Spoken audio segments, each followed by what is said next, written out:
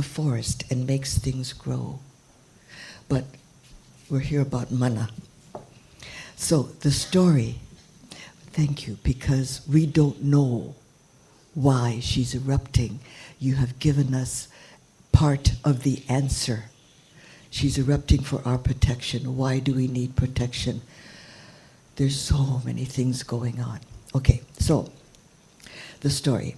One of my programs, a good 5, 8, 10 years ago, here at the center, one of my cousins, Willie Iaukea, came with me and told the story to all of you who were there at that time.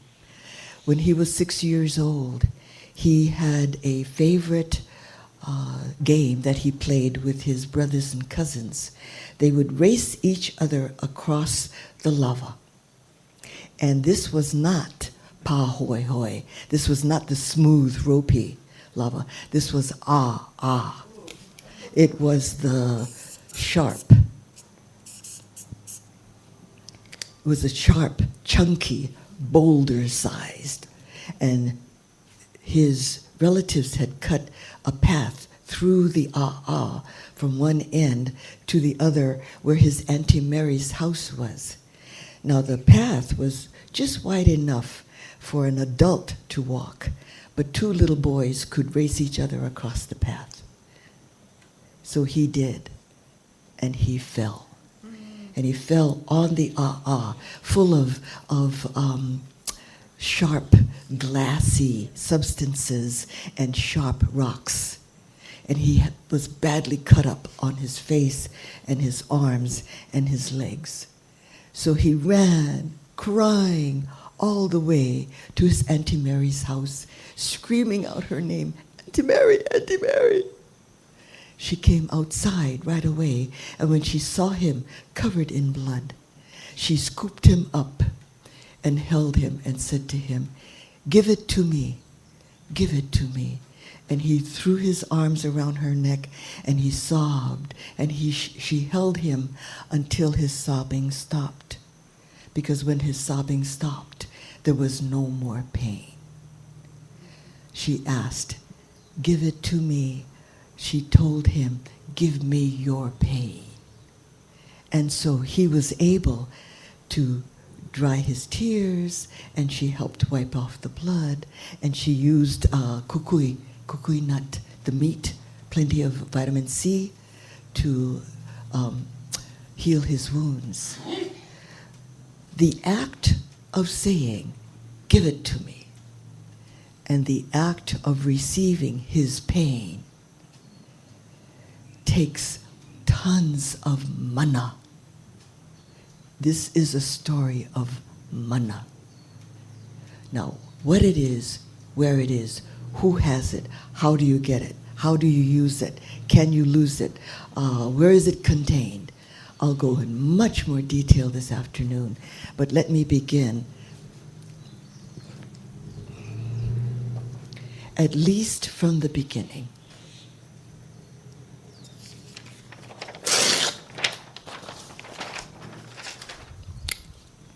We start first with the metaphysical structure of Hawaiian thought. This is what Hawaiians pre-cook. And, you know, when we talk about the ancient times, when we talk about Hawaii before Captain Cook, do you realize that it's barely 250 years ago? We're not talking ancient times in Rome or Greece or ancient times in Mesopotamia. This is only 250 years ago, but we call it ancient times because Western history begins with Captain Cook. So anything before Cook is considered ancient history, but it's not to us. This is the structure of our thought. This is the structure of what we believe and how we believe the universe to exist. And the structure is called lo kahi. Lo. Kahako over the o, meaning to emphasize that vowel. Lo kahi. On the count of 3. 1, 2, 3. Repeat the word to me. Lo kahi. 1, 2, 3. Lo kahi. Lo kahi means balance, unity, harmony. This is the balance, the unity, and the harmony of our Hawaiian worlds and universe. So this structure has three parts. The first part is the akua. Akua in Hawaiian means deity. It is neither male nor female. We don't give gender to our gods and goddesses. So the akua are the major gods. And you may have been told that there are three major gods. Ku, the god of war, Kanaloa, the god of the ocean, and Lono, the god of harvest and peace and the moon. That's not quite right. That was invented, the idea of three major gods, all males invented, to match the Bible so that the Bible could be taught in an easier way. But there are four major gods. So besides Ku, Kane, and Lono, or Ku, Kanaloa and Lono, there's Pele. She was left out. She's a female. Actually, she's a really super powerful bitch, but we don't talk about that in the Bible. Pele. And how do we know that Pele is a major god? Excuse me. When she erupts, and she's erupting right now, and she sends her gases down to Kailua Kona, can't you smell it? Can't you feel it? Doesn't it irritate you? And there's nothing you can do about it. Go in the house, close the windows. That's the most you can do, or leave the island. She is a major god. And even if she's female, and in English she's a female goddess, no, she is a major god. Yeah. Now, besides the akua, this is the world of the unseen. This is the world of the spiritual beings. This is the world that contains all those that we hear about or even talk about, but we never really see them under only very special circumstances. Akua, then there's the kupua. The kupua are the demigods. That's your pig god, Kamopua. That's your shark god, Kamoholi'i. That's all of your mo'o, all of your dragon gods. Let's see. Yeah, there's a couple of female dragon gods that are quite interesting, but that's another lecture. So there's your kupua, there's all your demigods. Oh, Maui, right there, Maui. And then, of course, all your e'epa. These are all the spiritual beings that are, I don't want to use the English equivalent, but that's the only way that I think you might understand. E'epa are poltergeists and fairies and elves and all the little creatures, spiritual creatures that come in the night and do things and bother you and create mischief or solve problems. Uhane, these are spirits. These are ghosts and the spirits of those past. Yeah, and then, well, let me go on first and then I'll come back to another dilemma. I'm still learning the culture. So Akua is one world of our lokahi, our balanced universe. The next one is the Honua. The Honua means earth or planet. But the Honua world includes not only the earth and everything on it, and the sun and the moon and the stars. It also includes the universe. It includes everything of nature, from the tiniest little amoeba, bacterium cell, to the biggest whale, to the entire planet, to the entire solar system, to the entire galaxy, going all the way back to the Big Bang. Honua, this whole world. We are part. Hawaiians have always been part of the universe. They were not limited to this planet. They were always a part of the universe. They always knew about other planets. They always knew about all the other stars. The depth and the complexity of the culture is absolutely incredible. If I had 10 years to teach you, I could not finish teaching. I mean, the stars alone would take me five hours to teach you that. Anyway, honua, I get off track. Keep me on track. We don't have much time. And then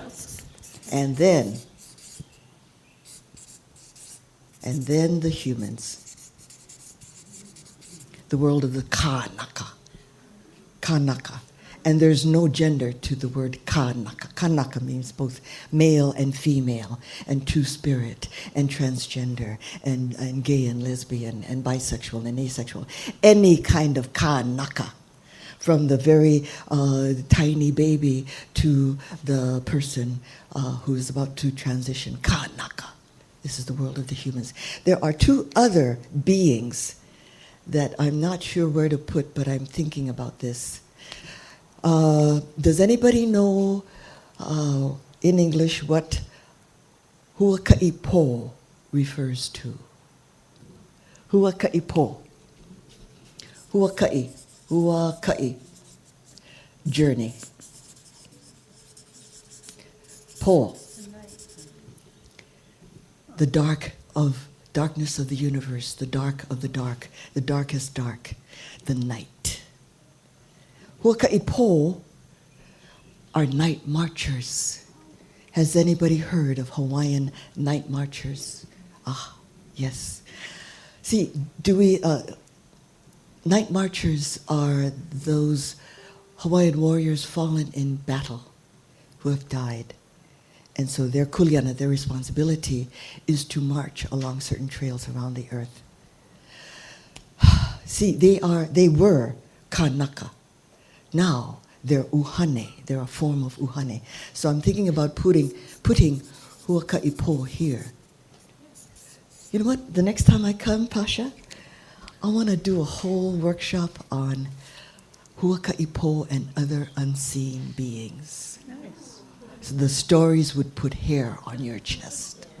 They're alive. But then we have the menehune.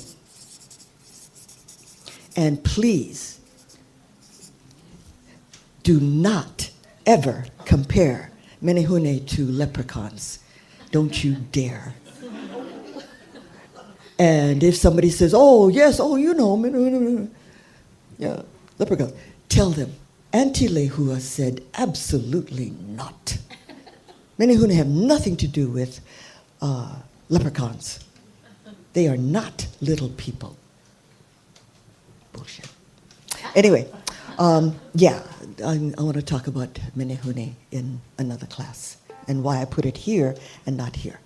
Yeah, okay. So, what is mana? Mana is absolutely a part of this structure. Mana is the energizing force. Mana is that spiritual divine energy. Mana is that chi that animates what happens between the akua and the honua and the kanaka and the akua. And what do I mean by animate? Let me use the Lehua because that's the easiest, and I have it in my hair and I have it as a name, so let me connect. Let me ho'ohui. Ho'ohui means interconnectedness. It's one of the basic concepts of this structure of Lokahi, the interconnections. And I'll use Lehua as the example. So here we have Pele as a major god.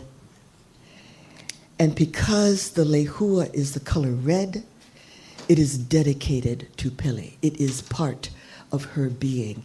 It is a symbol of who she is. The color red, fire. Pele comes in 5 forms. Kinolau. Fire. And then heat. And then steam. And then magma. Magma, which is melted lava. Lava is the only form you can touch. You can try the other forms. Go ahead. Help yourself. but she's an energy goddess, and she's energized with these forms. So, on the honua are the ohia trees. Ohia.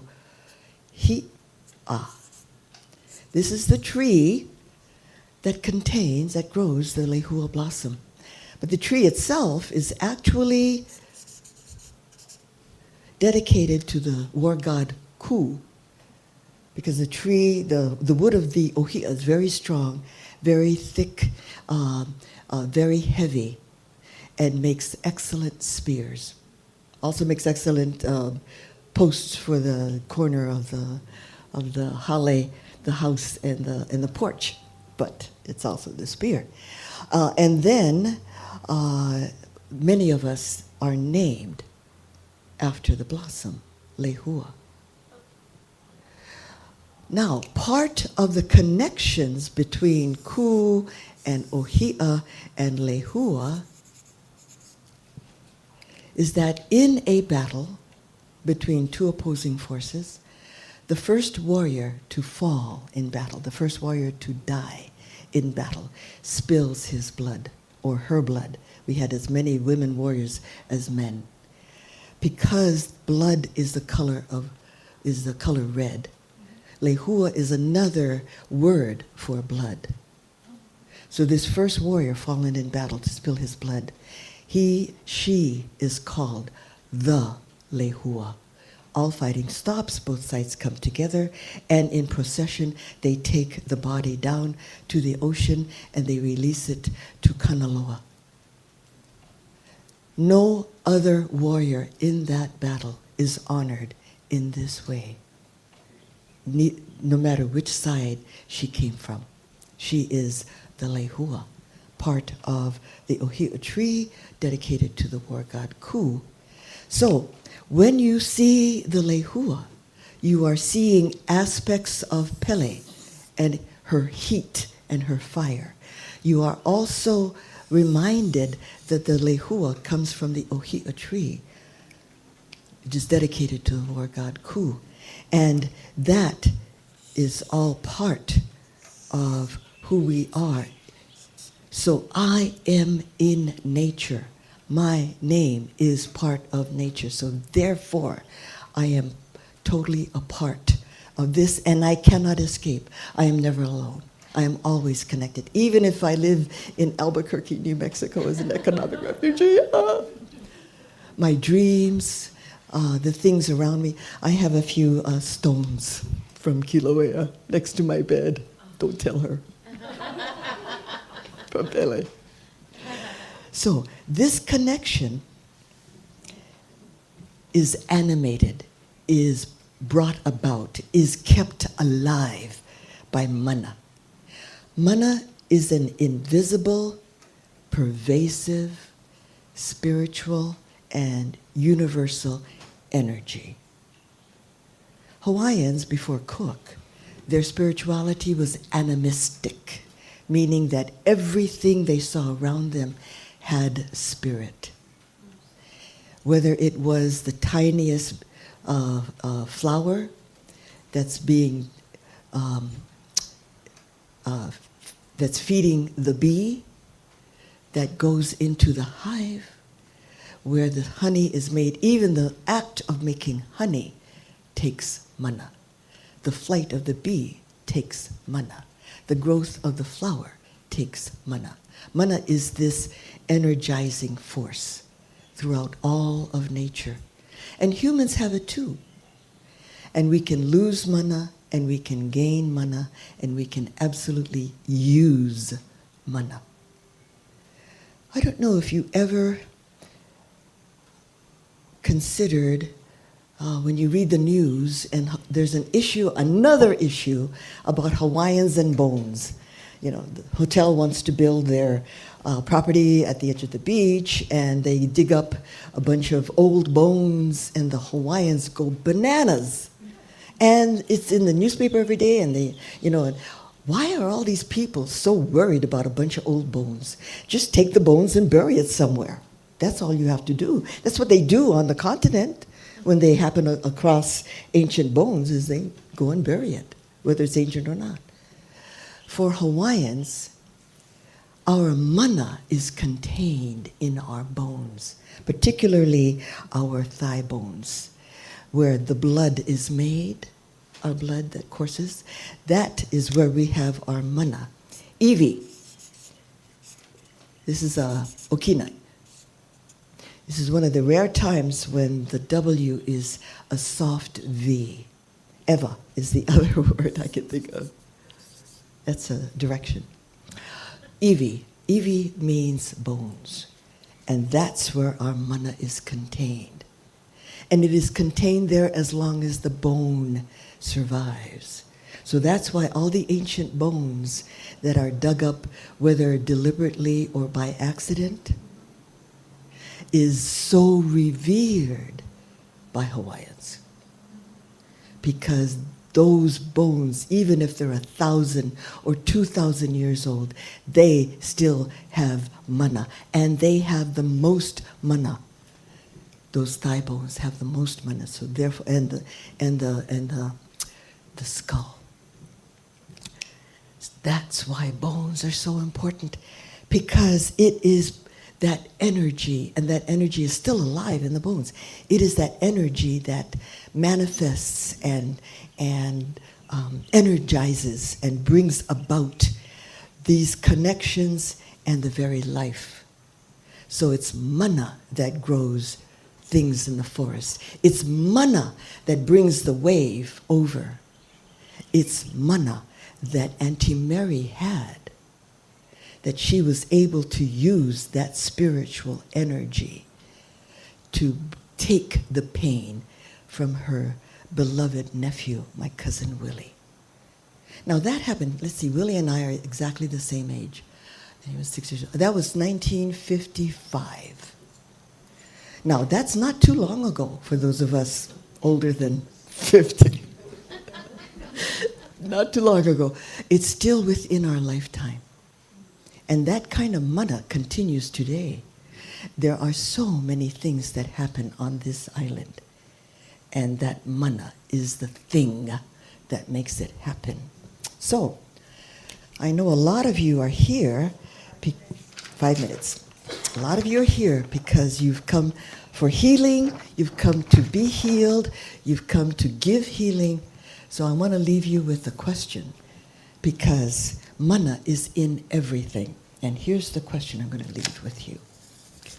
And I want you to think about it. What if nature's mana, remember there is mana in everything, rocks and trees and the wind and this lauhala, this pandanus, everything. Even if it's made into a rug, it still has mana. Nature's mana heals when humans live in nature in healing ways. What if you can begin to get healed by living in the Hawaiian nature in healing ways and letting nature's mana help to heal you? That's the question I want to leave with you. And then this afternoon, we're going to get into it. Oh my God.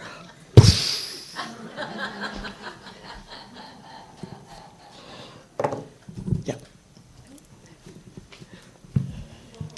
What? Oh. So if you haven't signed up yet, please do. It'll be right here in the Honua room. Yeah. Oh, it's out here. Okay, sorry. It's going to be out here.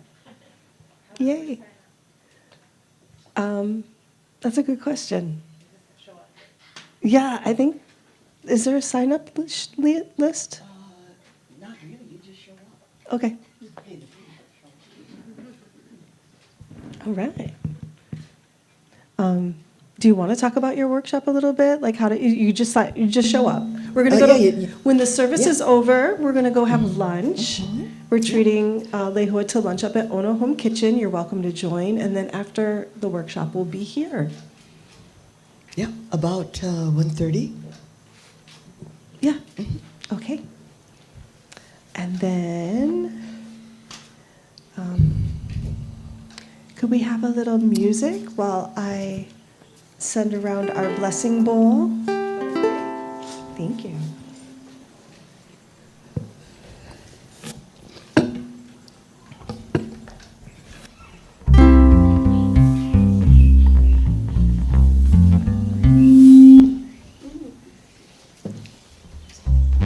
Was that me? No, it That was wasn't. me. Oh, okay. All right. Let's pick it up a little bit and maybe go to the beach for a little while. Yeah. The song about gathering the limu from the ocean, full of mana to feed us inside and out. If you know the words or any part of it, feel free to join in. He ho hen no ke ke aku he kai mo ana nui la nui ke aloha e hihi koi nei me ke ala o kalima. He ho hen no ke aku he kai mo ana nui la nui ke aloha e hihi koi nei me ke ala o kalima.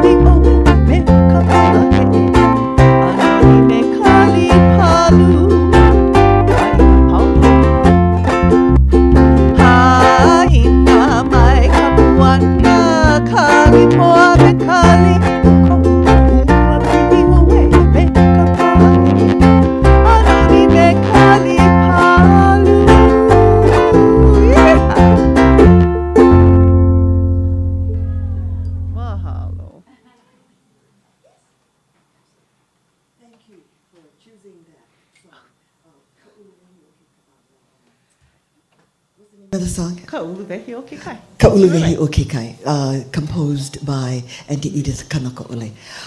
This song has talks about the limu that you go down to the ocean here in Kona and you pick the limu. The underlying meanings is limu can be slippery and hard to pick. Oh, but so delicious. So there are other things that are also slippery and so delicious if you take your lover down to the ocean at midnight. But that's another part of the song. Well, I like that part. But the important part is that it mentions at least 3 different kind of limu. What is limu? Seaweed. Yeah. Seaweed. So there's limu kohu,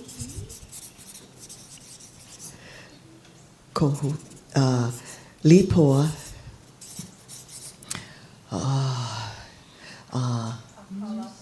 yeah.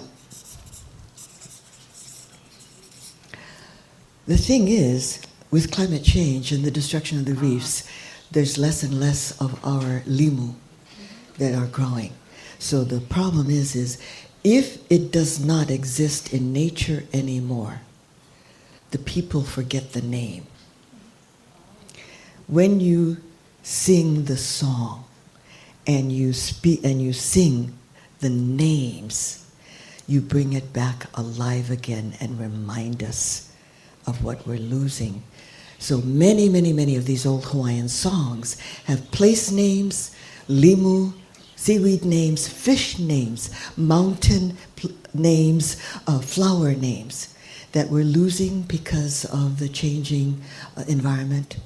So when we sing them, thank you, we are reminded and we keep them alive.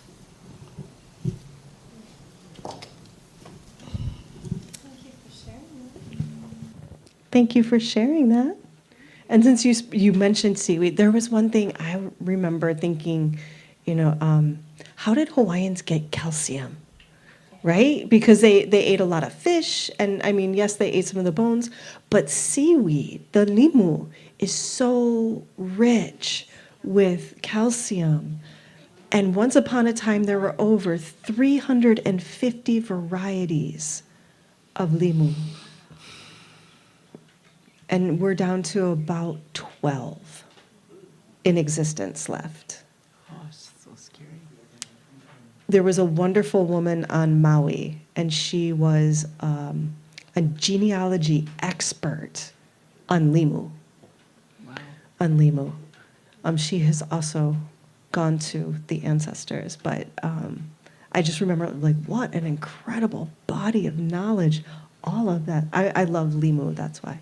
But, so thank you for sharing. And speaking of sharing, I would love to share what's coming up at New Thought Center of Hawaii in the next 3 Sundays. On the 31st, we're going to have Dr. Richard Stevens. He's talking about time travel, journey using roots and connections to find yourself in history, with music by Owen Costello. On September 7, a wonderful surprise, music by Joe Conti. On the 14th, we have Laura Chavez Wintraub, and she's talking about the sacred pause, a mystical exploration of spiritual timing, inner alignment, and the power of surrender. And that's music with Dick Franklin.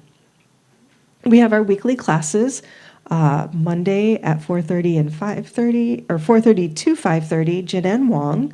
He's teaching Qigong and Tai Chi. And on Wednesdays with our own Mahina, she's teaching hula in the Honua room.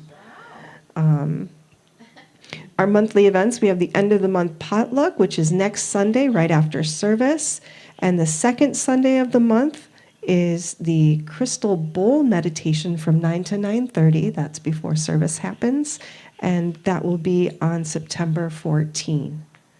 We have special events. Today, we have our own Lehua Lopez. She's doing a workshop, Metaphysical and Mystical Aspects of Hawaiian Mana, 1:30 to 3, right here on this little lanai for $25. You can partake in her invaluable wisdom.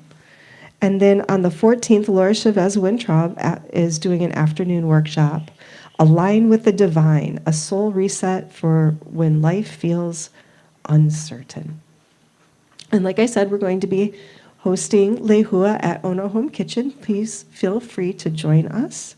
And if you're not a member of New Thought, please sign up, join us, and then you can get our lovely newsletter and be well informed of all the great events we have going on.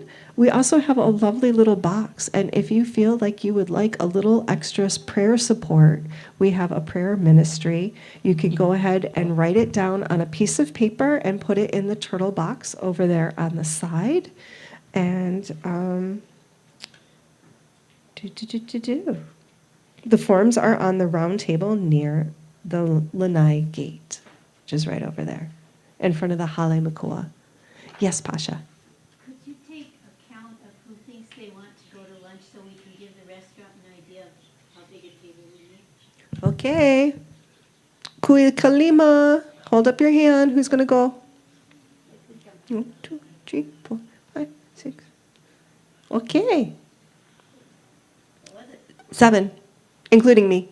Good, then just throw it in there. 8. 8, including the guest of honor. And the reference to the form on the round table was if someone wants to become a member, that's what's. Ah, thank you. That's what happens when you glean and you don't actually read the paper.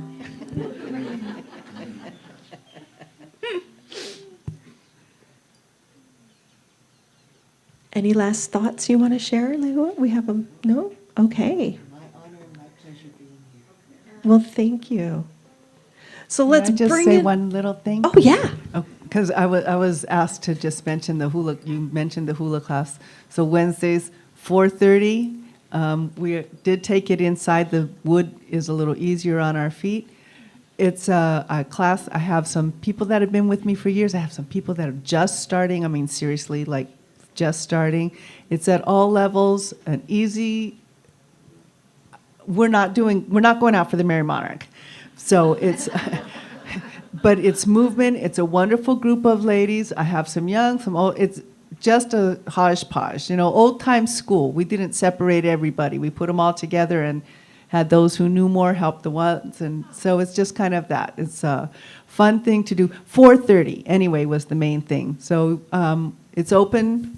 Drop in, check it out. If you like it, you like it. If you don't, you're welcome to come and just check out a little bit of Hawaiian culture and have fun. So. Just wanted to say that. So it's $15 drop-in, 4:30 to 6:30. And if you don't know, hula is a great low-impact cardio workout. It's very, very good, very healthy. You get full joint range of motion. It's a brain gym thing. Right? And so thank you for bringing that up. I forgot to mention the cost, but it's definitely worth it. And if everybody wants to circle up, let's sing our closing song and go on with a beautiful day.